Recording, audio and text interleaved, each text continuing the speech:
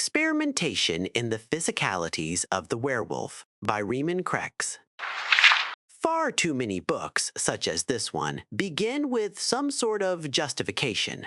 Some reason for study is concocted, in the hopes that the writer's obsession will be seen in a more noble light.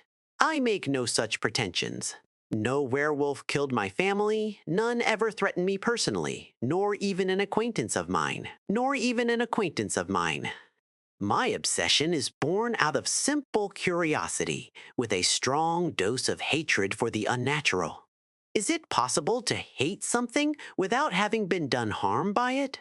I am no philosopher, and thus here ends my introduction.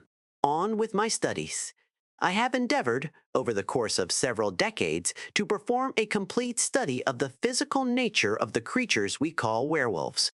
I overlook entirely the origins of this plague, whether it is acquired voluntarily or inflicted, and how one might be cured. Such matters are filled with too much guesswork and rambling, second-hand inanities from farmhands.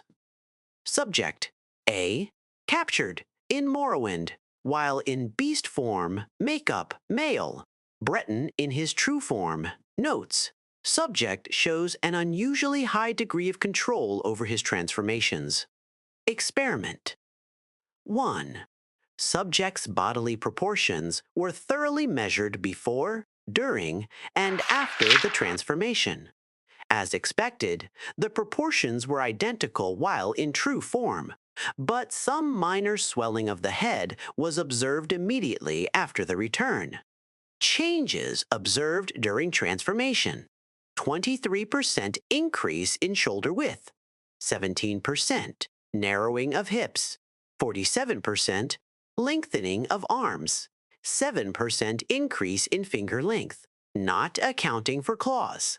As for the legs, the lengthening of the foot to several times its normal length seems to account for the otherwise negligible changes in the thigh region. Experiment 2. Subject was coerced into changing as rapidly and as frequently as possible, at various times and at various levels of duress. Transformation times and effects were not viewed to change notably. Subject expired. Concluding tests. Subject B. Captured in Cyrodiil, already imprisoned by local authorities, in true form. Makeup: female. Nord in her true form. Notes: subject's large size in both true and transformed forms makes an excellent fit for vivisection. I believe I may have been the first to witness a werewolf transformation apply its effects on the internal workings of a creature. The heart is the first thing to swell, long before the lungs or bones shift to accommodate it. This may account for the intense chest pains that some of the afflicted report directly before their changes. More interesting were the changes observed in the muscles of the legs. I had expected a strengthening, as the beasts are known for great power and speed, but they also seemed to change color into a dusky brown. This could also be attributed to blood loss from the procedures.